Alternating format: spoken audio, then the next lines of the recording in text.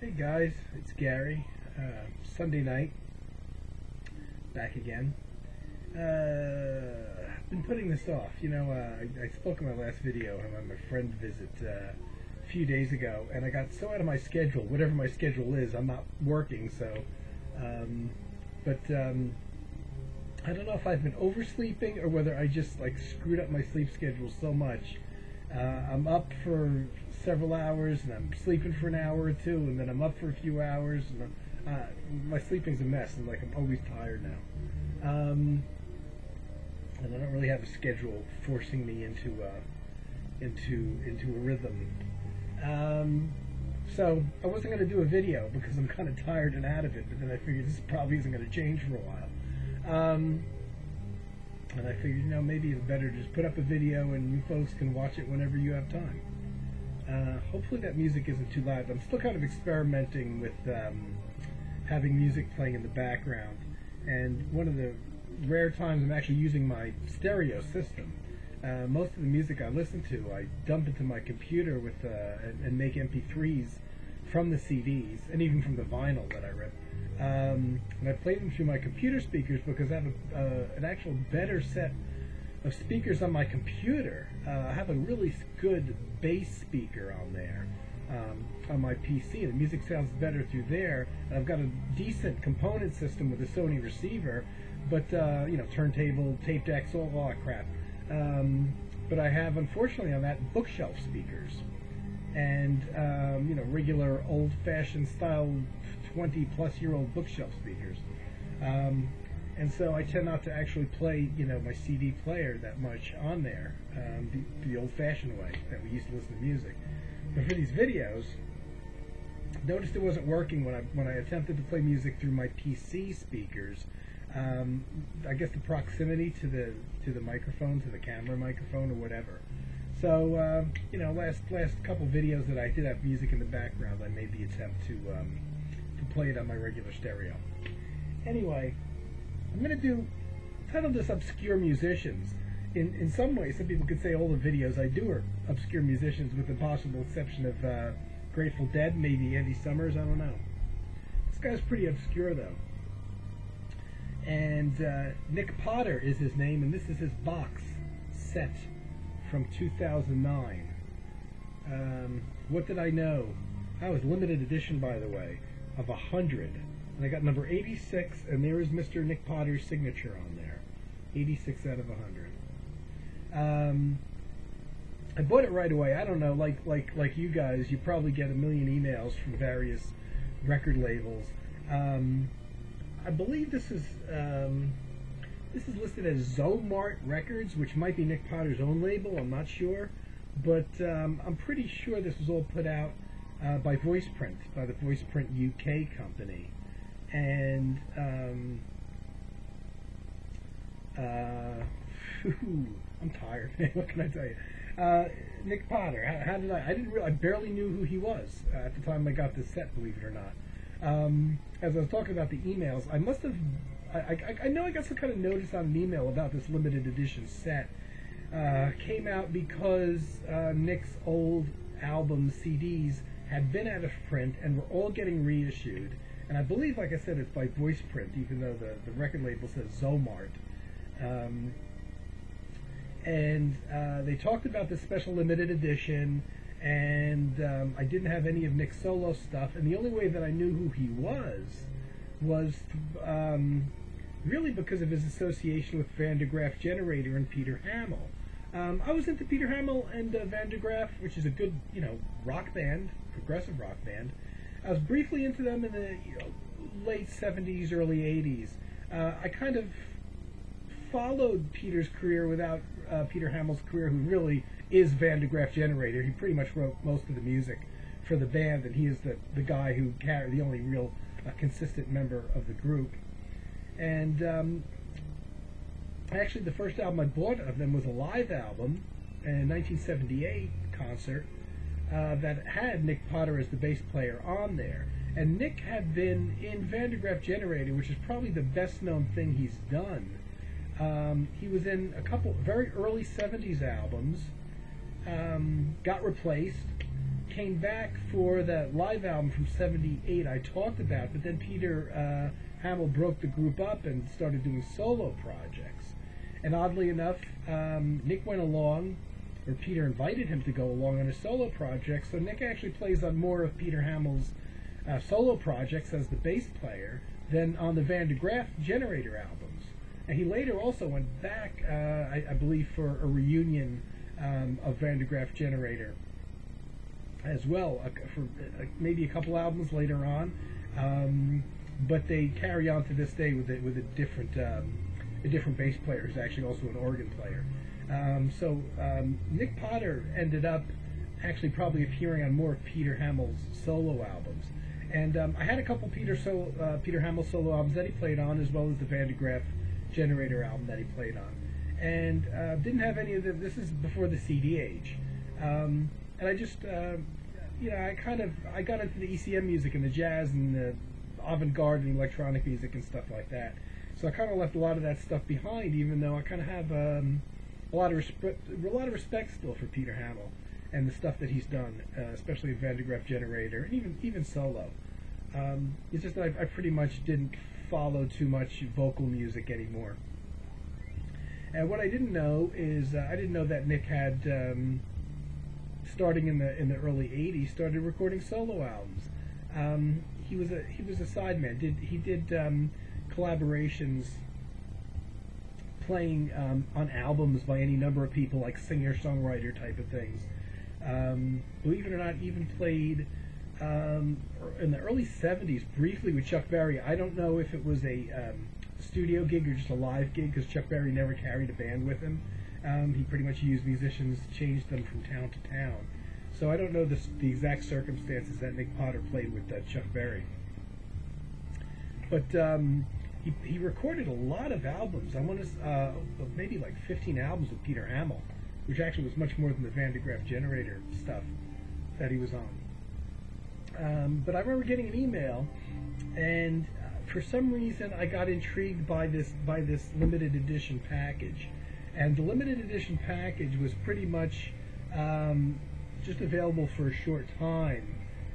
But the big deal here was the reissuing of all of his out-of-print solo albums.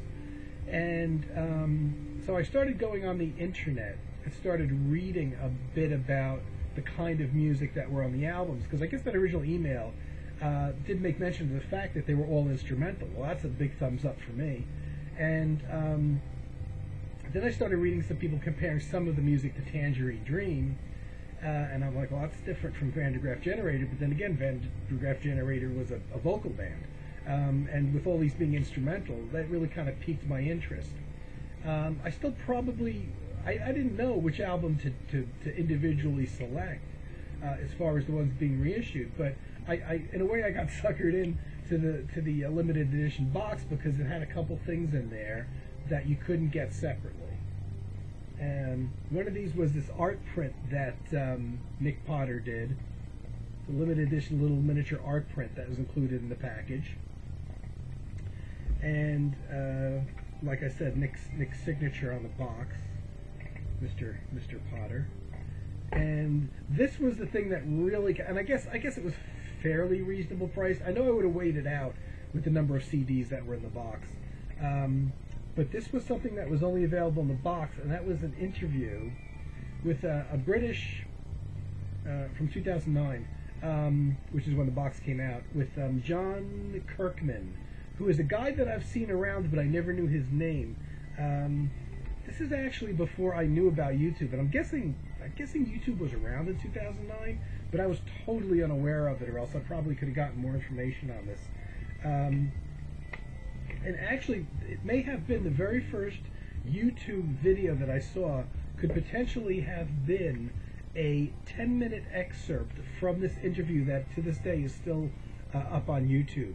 The DVD is just Nic Potter and John Kirkman sitting in a lobby somewhere, and it's a 35-minute long interview.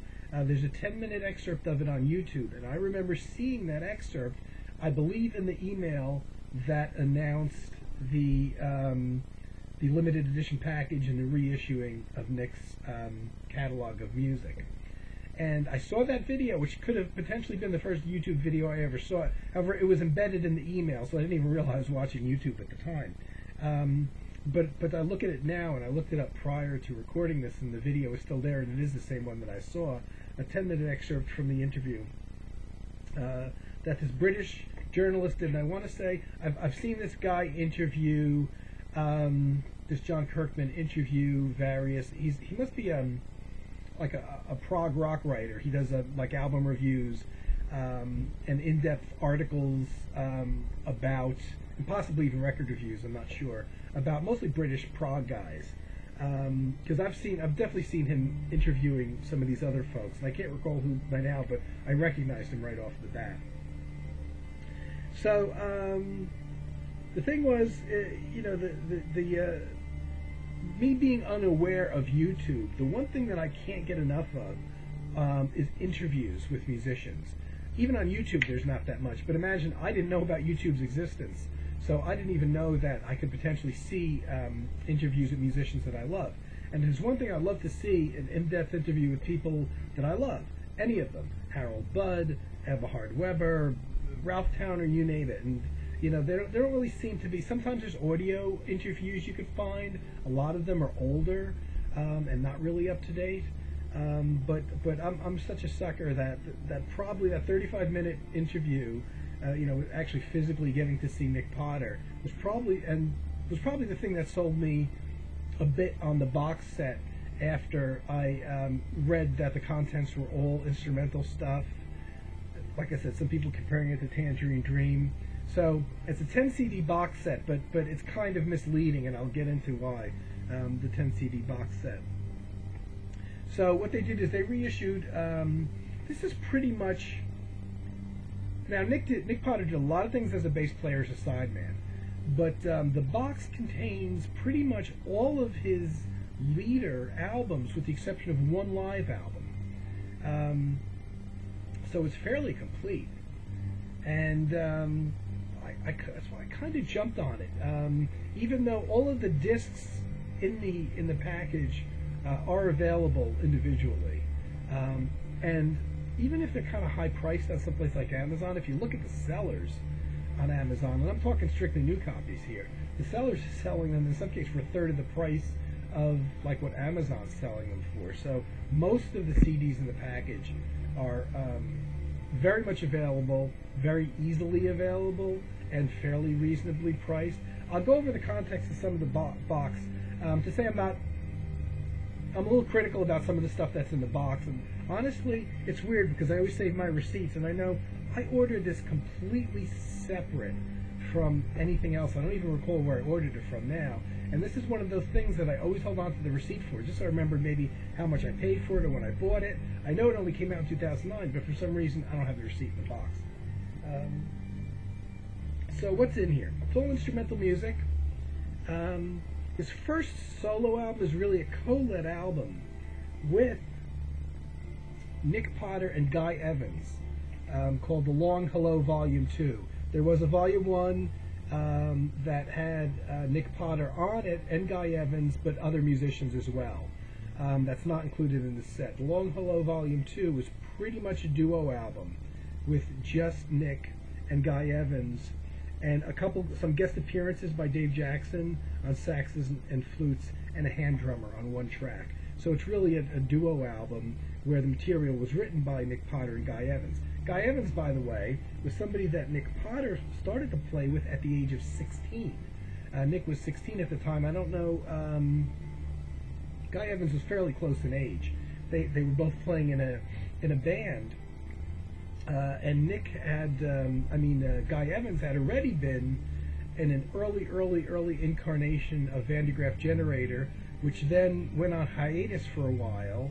Guy Evans apparently joined another band, and Nic Potter went into that band where he met Guy Evans. And apparently when Van de Graaff Generator went off of hiatus and Guy Evans went back to the band, he brought Nic Potter into the band with him. And the one almost constant through this entire series of albums, which goes up to the late 90s and starts at the early 80s, is that drummer Guy Evans, who still currently now, I believe, yeah, is still playing with the reconstituted Van de Graaff generator. But Guy Evans plays on almost every single one of Nic Potters' albums. In some cases, it's just a single track where he's a guest musician. So these two guys had a very, very long musical association. Apparently, were good friends. His first album that they did together, you know, the bad thing with the package is, like a lot of kind of rock records, they tend not to list in a lot of cases the dates that they were recorded. So the only thing I have to go by is the dates of issue. And part of the problem with the way these are is that they're packaged in these clear, in just the CD in the clear case, and it's got just the front cover, just the front insert booklet, but not the back. And usually, what's the information that's in the back, that back panel from the back of the CD case, has, in some cases, information that's not in the booklet itself. And some of that information is the copyright date, the release date, if it doesn't have the recording dates. So since there's no back panel included in these, because these are all in these clear plastic cases, it's really hard to tell in some cases when these were recorded, or when they were actually originally issued, because they only include the front package. So that was a little disconcerting to me. I kind of wish they had included the, you know, you don't need a full jewel case, but I wish they had included the back insert, because looking online, I can see on a couple instances there's a couple pictures of the back inserts, and you can see dates on there which aren't written in the booklets. So that's kind of one thing that I wasn't digging on too much with the package. Like, there's limited edition of 100, so they didn't, you know, I wouldn't say I don't even know how much I paid for it, so I probably got it at a good deal. Anyway, The Long Hello, Volume 2 was from 1981, apparently. At least I have to go to Wikipedia to try to figure out the dates of this. So I have to kind of take for granted that this information is fairly accurate. And this was an album that was kind of put together pretty much, like I said, it's a couple guest appearances, but by Nic Potter and Guy Evans. So drummer and bass player. But in this case, Nic, on his all solo albums, he's not only playing bass, but he's playing keyboards, and in some cases a little bit of guitar. He doesn't play a lot of guitar, but it's quite keyboard heavy, his albums. And in some later albums, I don't hear any bass at all. It's all keyboards, all synthesizer oriented.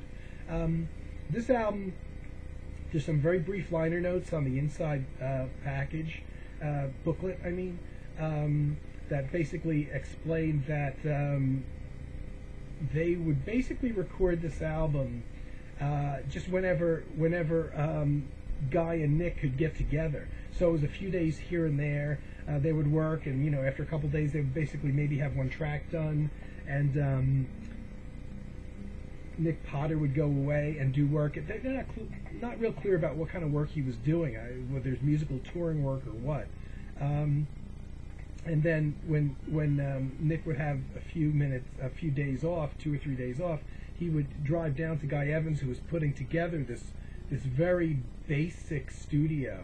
So Guy Evans was pretty much at the time putting the studio together for him and for them to work in, with some pretty primitive equipment. And you know, whenever Nic could get away for a couple of days, he would come down and bring some instruments with him, or some new instruments with him that he had, and they would try to get a track or two done. And they did that until they had enough for an album. Not very long album. It's 34 minutes and 21 seconds. So by CD length, and that's the problem with most of these CDs on here. They're incredibly short, and they could have doubled up and given you the full albums. I mean, CDs have 80-minute capacity. So 34 minutes, 21 seconds, The Long Hello, and it's not a great album. There's some very dated synthesizer sounds on there. It's a not great quality studio recording. You could tell the equipment they used was very primitive. Doesn't sound great, and if there were musical ideas in there, they're kind of hurt by the lousy production. I don't think the equipment was really good enough, even in 1981. And then imagine throwing in a 1981 era synthesizer that didn't sound that good. So it's not a terribly incredible album, I have to say.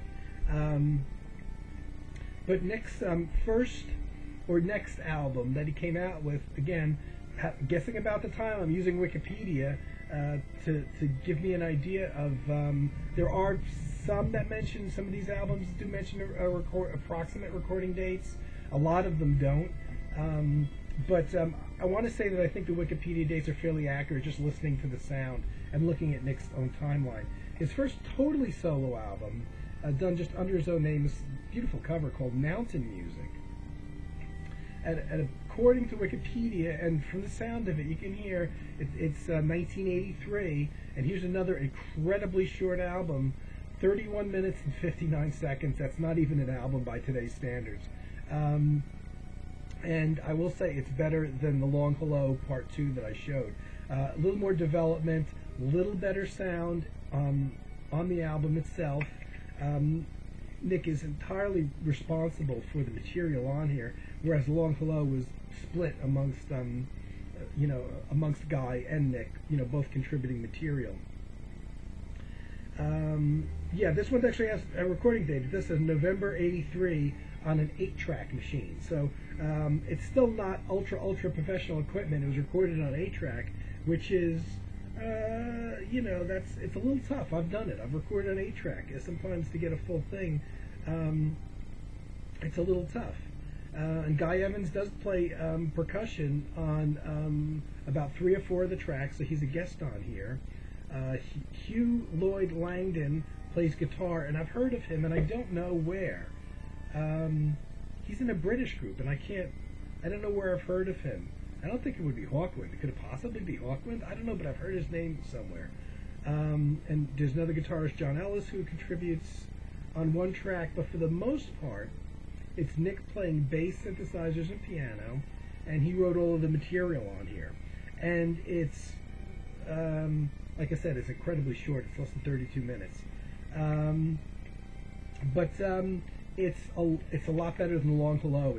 It's got a better recorded sound, and the music's a little bit better. It's getting there. I wouldn't recommend it as a first buy of Nic's music to go out and get, though, by any means. And that's all I'll say about that.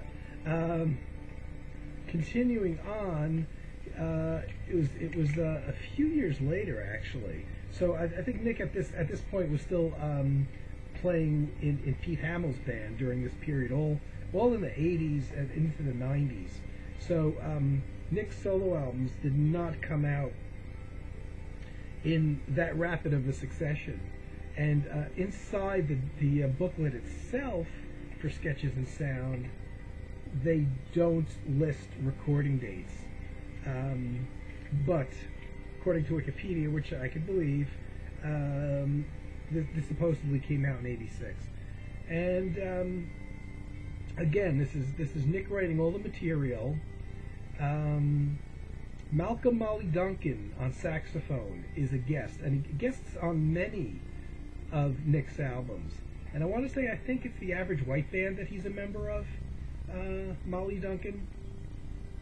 Steve Boltz plays guitar in 1 track on there, but apart from that, everything is Nic. And in this case, they don't even list what Nic's instruments are.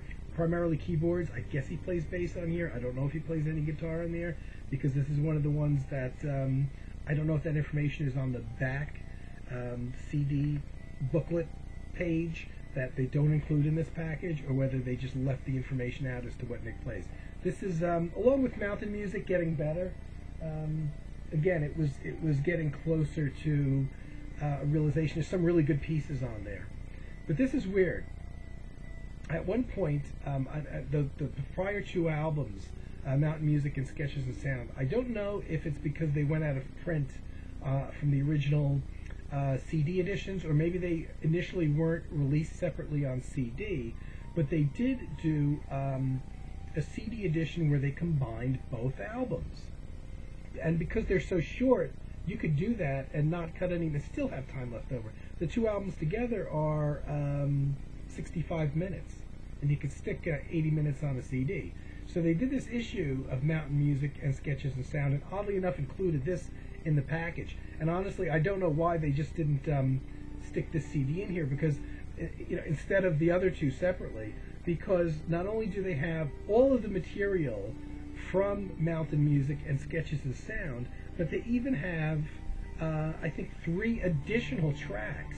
So it's longer than the two separate albums. But I gotta say, the bonus tracks, which they include on a number of discs in this box set, are often a minute long, a minute and a half. The longest I think the longest one I saw was 2.5 minutes, and it's basically synthesizer noodling. It's not bad, but they're not real compositions, the bonus tracks. It's basically synthesizer noodling, and in a couple cases it's just some sound effects from the synthesizer. So they're nothing to die for. But if you ever were going to think of getting the first two solo albums of his, The Mountain Music and Sketches and Sound, you might as well go get the combined issue. And I want to say this is probably what they did when CDs first came out. They probably didn't issue Mountain Music and Sketches and Sound separately, which they did later on, but honestly I don't know why they bother. If you want one, you know, even if you have the other, it's probably cheaper to just buy this. You get a few bonus tracks. I think the bonus tracks add up to 5 minutes total, which goes to show you how long they are. Now on here, there's, in addition to the bonus tracks, it claims that 4 of the tracks are remixes from the original albums. But I didn't do a side-by-side comparison, but honestly, I'm not hearing the difference, and the song lengths are almost identical. So I don't think these are remixes in the way that we're used to hearing them now, with new instruments added, or the pieces are extended or anything. I think they may have just literally remixed what was there and maybe changed the levels a little bit on a couple of the instruments. But it's so subtle that I would really have to sit there and concentrate to hear any differences. And I don't know if it's worth going out and buying these 3 discs separately when you could buy this one, have 2 discs, the full material from 2 discs on there, along with these remix tracks and 5 minutes of bonus tracks. But they included it on here. And again, you know, it's early material, more like there's some really nice individual pieces on here. But I don't know if anybody would buy it and declare themselves Nic Potter fanatics from hearing any of that material. Not sure. Now his next album, his next album was a compilation album, which they also include here. A lot of redundancy in the material. Dreams in View, material from 81 to 87. Which I'm sorry, I'm doing this out of order a little bit. Let me show you the next one, because this goes up to 87, which is a year after Sketches and Sound, called Self-Contained. Here's another one where they don't really list what Nic plays on it, and I have to wonder if maybe there's some information missing from the back booklet, which they didn't include on here. But this is the following year, following Sketches and Sound, which is around 86. 87, Self-Contained comes out, and it's another, you know, Nic solo album. This time, you know, one right after the other, which was rare for him because he was busy in Peter Hamill's band, and I believe he was touring with him as well. Unfortunately, inside the booklet has a little note about the composing of the music, but it's kind of a generic note about Nic's view on composing music, and doesn't really contain any recording details. All it tells you is that all titles were composed by Nic, and now there's a couple bonus tracks on here. It gives you the personnel for the bonus tracks, but not for the main album. I don't know if that information is on the back booklet again and is missing, or whether it's just simply that Nic plays all the instruments on the main album, and on the couple bonus tracks that are on here, Guy Evans does play drums on one of them, and that's really the only guest on here. But for the main tracks, they don't give you the personnel, so I have to assume, again, is this information that's missing because they didn't give you the back booklets, or the back page in the CD booklets, or is it just that they didn't include that information and it's Nic playing everything on here? Hard to tell. But Self-Contained was, again, slightly better. It was more each album, I think, is getting better in terms of having a clear, concise musical vision and him realizing it, and it's all very keyboard heavy. And as they go on, they get more and more keyboard heavy, and in his last few albums, I don't even necessarily know if there's any bass playing on them at all. But this was much better. I think again. Now, the one that I showed out of order is in '88, so a year after the last album. There was this compilation Nic Potter album, which also got released on, on CD again, called Dreams in View '81 to '87, and it includes one track from that duo album with Guy Evans on drums, but only one track from '81, and then selected tracks from Mountain Music, Sketches and Sound, and Self-Contained. So if you didn't want to buy all 4 of those albums, this would be a good place to go for them. And I have to look, but I think there's even a bonus track on here. Yeah, there's a short bonus track. It's like a minute and a half. That isn't on any of his other discs. It's one of those, like I said, it's one of those synthesizer noodling things that isn't available in any other album. But if you wanted to sample the material from those first 4 albums, and I want to say they did do a decent job in the selection. I have to do a compare. I listened to all these albums today, which is why I'm shooting this video so late at night. But I didn't really take notes to figure out that they really include the best tracks. But I know that some of the tracks that I did here on the earlier album, certainly Sketches and Sound, were included on here, the better tracks. So if you wanted to get a bonus track and you wanted to maybe sample the first 4 albums because they're more formative, this would be a good place to do it. And like I said, that album, the one album that I did with Guy Evans, they only sampled one track from. So that's kind of suggesting that maybe this one isn't as good as the others, which is definitely my take on it. Sorry for the flashing, guys. If I mess around with the TV now, I'll have to go off camera. This is good if you wanted to sample the early ones. I would say still I wouldn't get this, unless I would first go for his later albums. And if you liked his later albums, and you weren't too sure about getting the full first 4 albums that he had, including the Guy Evans album, I would say sample this, pick this one up instead, and you get tracks from those first 4 albums. Let's see. Let me see. I'm going to make that flashing go away. Okay, here we go. It's going to be dark here. I don't even know if I'm going to... So how long was that album? The Sketches and Sound, again, 33 minutes and 17 seconds. Pretty another really short album. That was his 3rd all-solo album. Whereas the Mountain Music and Sketches and Sound CD, where they combined those 2 albums with the bonus tracks, is 70.5 minutes. So that's a better purchase, I think. The one that I just showed, the Dreams in View selections from '81 to '87, is 68 minutes. So that's a better, I think, a better shot, at going with some of the better material from those first 4 albums. So what's next? I have to look this up. Okay. The next one, I think this is the one I'm playing. Yeah. Is called The Blue Zone. This came out in 1990. So it was a few years after. Yeah, it's the one I'm playing now in the background. I don't know how well you can hear it. 1990 this came out, so this is not counting the compilation, which came out in '88, a full 3 years after the Self-Contained album. This is where it starts to come together for me a little bit. It seems like, and I don't know if it's because Nic had more time or he took more time to compose the material, if he had more time to compose the material, or whether he's just getting better as a musician or keyboardist or whatever, realizing his vision. But this is one of the first 3 that I would get by him. Would be here, where he really kind of got it together. The keyboards sound better because they are more updated now. There's a bunch of guests on here, but most of the guests actually appear on only one track.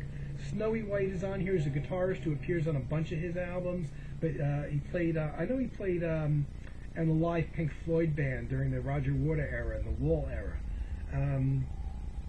He plays guitar in one track. There's an oboe player in one track. Again, that Hugh Lloyd Langdon plays guitar in 2 tracks, and I know him from somewhere. Peter Hamill actually plays guitar in one track. There's a violinist on one track. Guy Evans again plays percussion on one track. Malcolm Molly Duncan plays saxophone on one track. Lindsay Cooper from the Henry Cow Band plays bassoon on one track. And Duncan Brown, who is another guy that I've heard of, and I don't know where, plays Spanish acoustic or classical guitar on 2 tracks that are really nice. The guitar sounds great, and it doesn't even list what Nic played, but Nic is playing most of the keyboards on this. Potentially he's playing some bass too, but this is more this would be the first time that some of the weaker material, to be honest, on the earlier albums prior to this, to me sounds a little bit like my least favorite era of Tangerine Dream, and that would be like the 81, 82 era, like Exit and White Eagle, which are 2 albums that I think were pretty poor by Tangerine Dream. I think one of the main problems with those albums were the synthesizer sounds, the early adoption of digital synthesizers that were small and portable but had pretty crappy sound samples. And I want to say in those earlier albums, the previous ones I showed, the weaker material in there tends to sound like that area of Tangerine Dream. Shorter tracks, not necessarily what I would call inspired tracks, and with kind of dated synthesizer sound to them, kind of a hollow early 80s sound. And that's at its worst.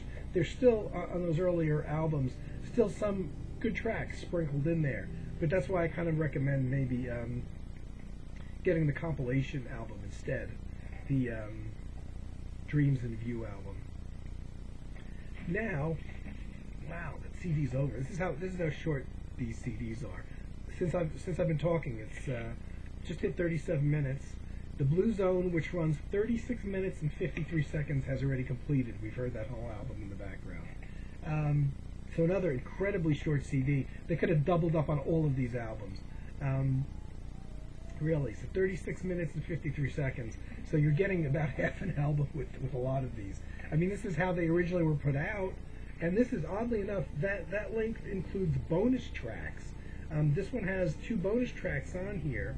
It doesn't list the length, but I can look them up and tell you if it made a difference. But I know most of the tracks on here that are bonus tracks, yeah, they're like a minute and 26 seconds and lengths like that. Very, very short. And they're little keyboard noodles. But this is one of the first albums where I'd say he's really got it together.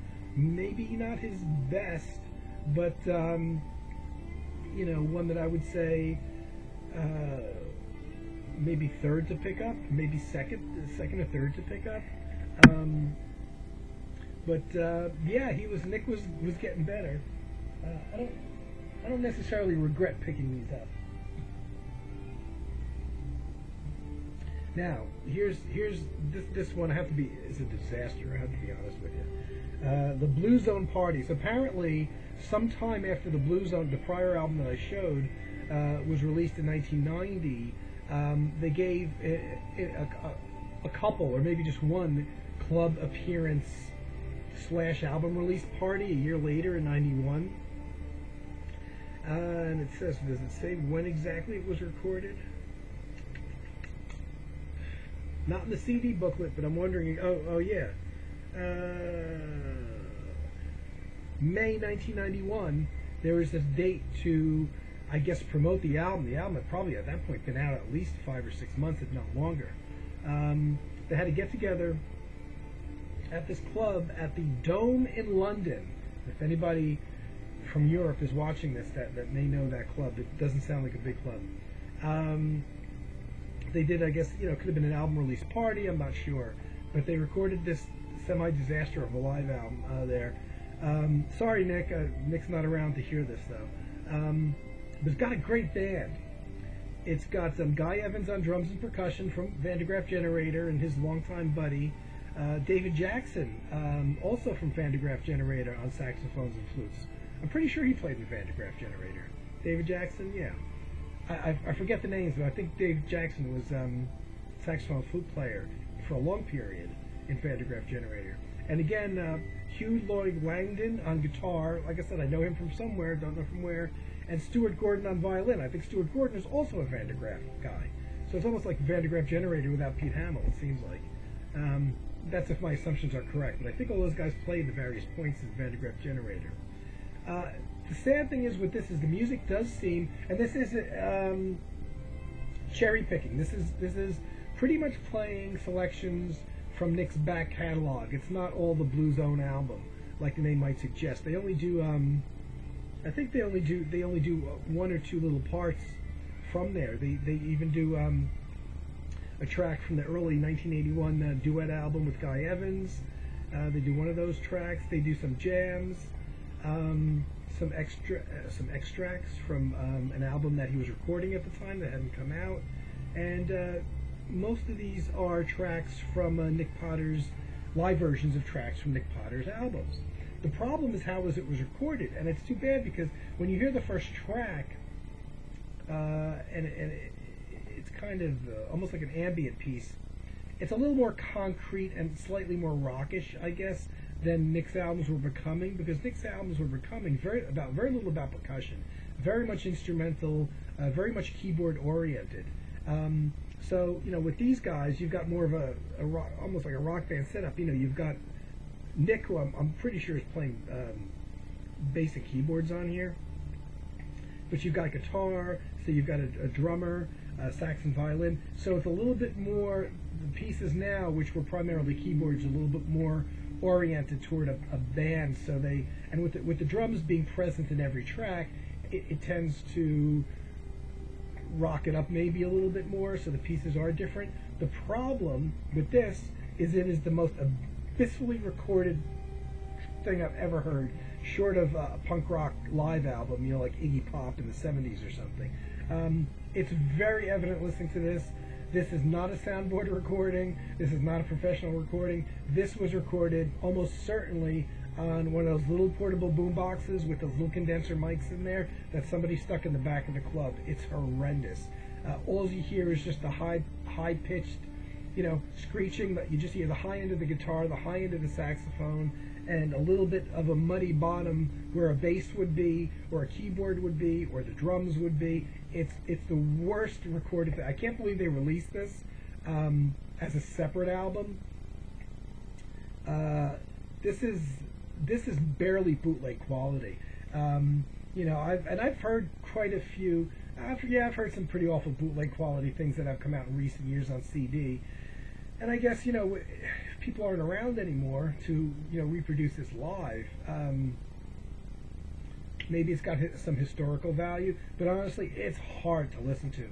I think today when I listened to it, it might have been the second time I listened to it. I listened to it the first time. I couldn't believe how absolutely poorly recorded it was. It's definitely not even a soundboard recording, and in a lot of cases, soundboard recordings themselves are subpar. This almost certainly is just somebody recording this on a cassette deck somewhere, not even with good microphones, in the back of the room. It's a really loud. The cover's the nicest thing about it. By the way, Nic did all these covers. Most of the covers on the albums you see that are paintings, Nic did, including that little limited edition thing that I shown. That was Nic's artwork. However, just a drop in the bucket, I guess. Yeah, that one, unfortunately, is one of the longer ones. 75 minutes and 31 seconds. So it's the one disc, one of the two discs that are actually CD length in the whole set. But it's hard to listen to. It probably takes a good 15 to 20 minutes just to adjust your hearing, so your expectations are lessened enough to even begin to appreciate it. But it's really hard. It's a really tough go. His next album, which is really, apart from the live album, his only CD length album I would consider, really, because most of his albums are way under 40 minutes, not even CD length. This one is a full 77 minutes. It's an all studio album. This is his masterpiece. It's called New Europe Rainbow Colors, and this one is definitely compositionally the strongest one. Once again, it's got Guy Evans on drums, guesting on one track only.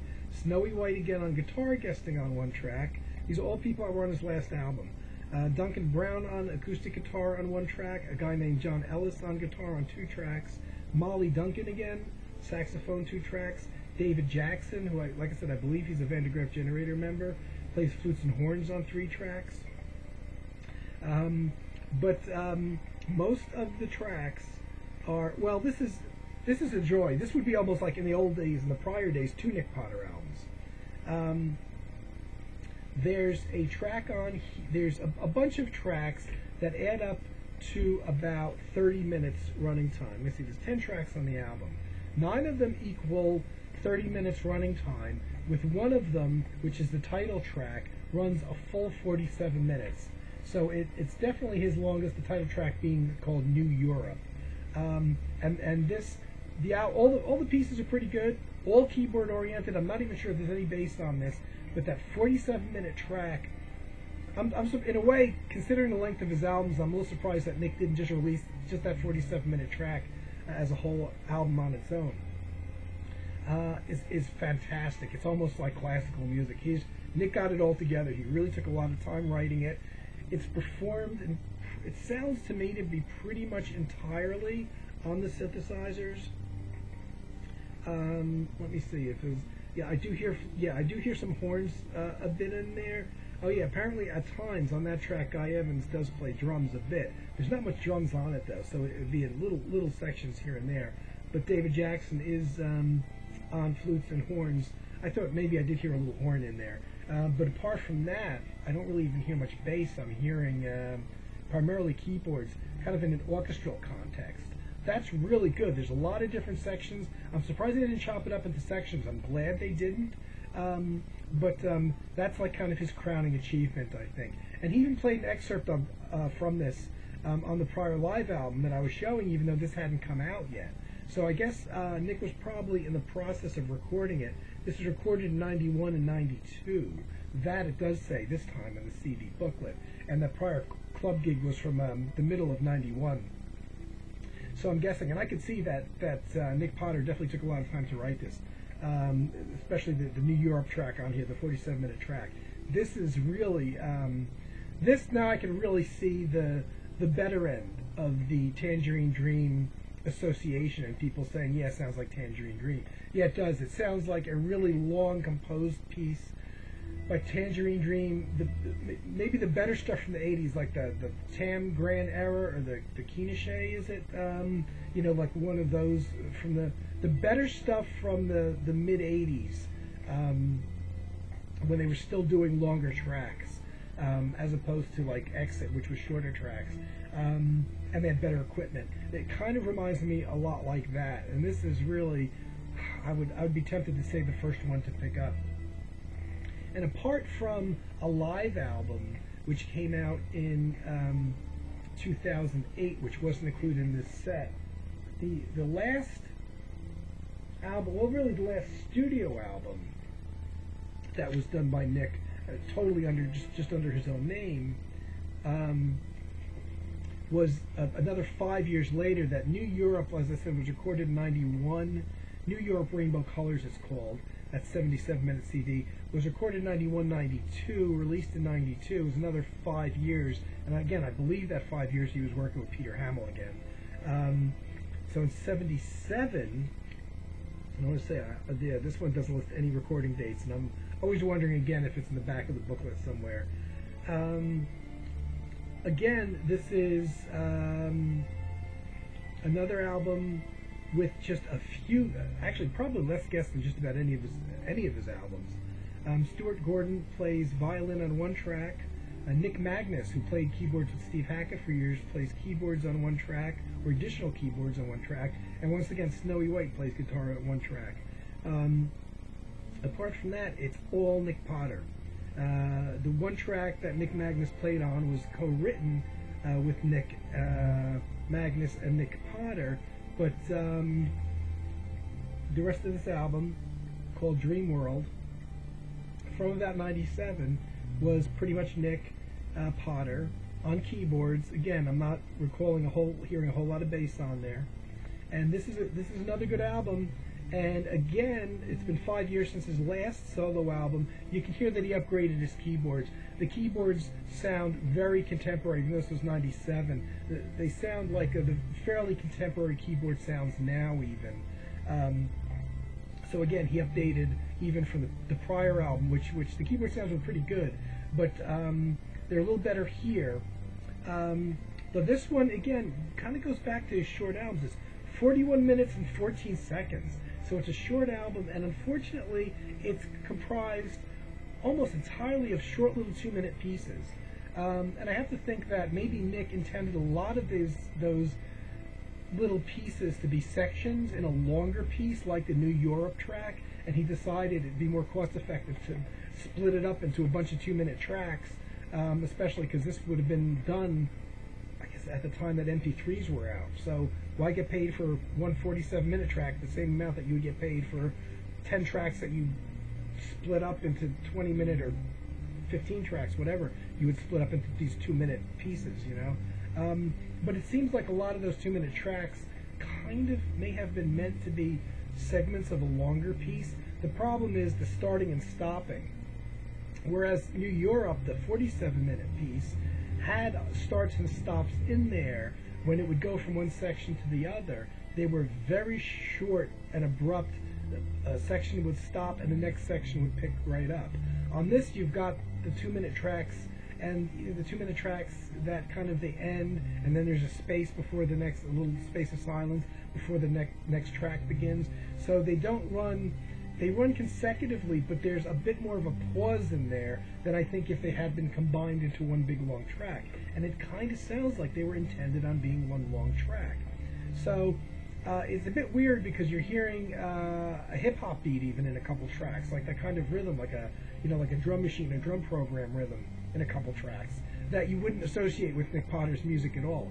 So you could definitely, it's almost like the Next Generation. Had he continued, this would have definitely been kind of a dividing point, I think, that this would be the more modern stuff, just like Tangerine Dream had all those separations from the real early stuff, and their later stuff that got more concrete and shorter tracks and less jammy, and then the rocky stuff. I think this kind of signals Nic in a more contemporary vibe, without trying to be overly commercial. But I wouldn't say it's a good album. It's easy to listen to. It's probably the best one to put in your car because the tracks are shorter and easier to get into. They sound the most contemporary because it is the newest album and the synthesizers were updated. It's a good album. I don't know if I certainly wouldn't say get this over New Europe, Rainbow Colors album, and probably not even the Blue Zone, the 1990 studio album of Blue Zone, because I think those might be a bit better. I'm sure the New Europe one is a lot better, but this is up there. This is better than the earlier albums, I think, and kind of a signpost of where Nic probably would have gone. And if you do look for, I'm going to try to remember to link the excerpt of the 10-minute interview from the CD that's on YouTube, and for anybody that might be interested in Nic. And if you do look up Nic Potter on YouTube, you will see not a lot, but a few of his tracks from his solo albums sprinkled around. Now, I got that, I want to say, I think it was, well, that CD package that I got was when those CDs were first reissued in 2009. I think I might have got it in 2010 now, but because it wasn't that long after that I read that Nic had passed away at age 61 on January 16th of 2013. At age 61, Nic passed away. He had a disease that I've never heard of called Pick's disease, P-I-C-K disease, which for a bass player, that was an odd coincidence. And apparently Pick's disease is something similar to Alzheimer's, like that type of a brain thing. It works a little bit differently. And the weird thing is that interview that you'll see on YouTube, I believe that took place in 2009. There certainly was no indications that Nic was ill from there. So he apparently did have Pick's disease, but he was admitted to the hospital with pneumonia and died, I guess, from the pneumonia. I don't know how the Pick's disease plays into that, if at all there's an association or not. But he passed away, age 61, January 2013. So not long after the box set was issued, and all his. I'm kind of glad he was around to at least see his solo stuff get reissued, because apparently it had been out of print for a number of years. So, man, I had no idea I was going to go on this long about that. But I listened to all these albums today. I don't want to do this, but I did want to be able to be fair to some of the music, because I know that live album is a disaster. Okay, guys, I hope there is some value in this for you guys that may or may not have heard of Nic. And if you're going to get anything of his, hopefully, like I said, don't take my word for it, but you can sample a bunch of tracks from Nic. Not the whole albums. I didn't find any whole albums on YouTube. But I'm going to try to remember to link that interview with him where you could see excerpts from the CD. And whenever you guys see this, thanks for watching. I appreciate it. I don't know what I'm going to do next. But I appreciate your watching and your comments and everything, and I hope everybody has a great week. I'll see you soon.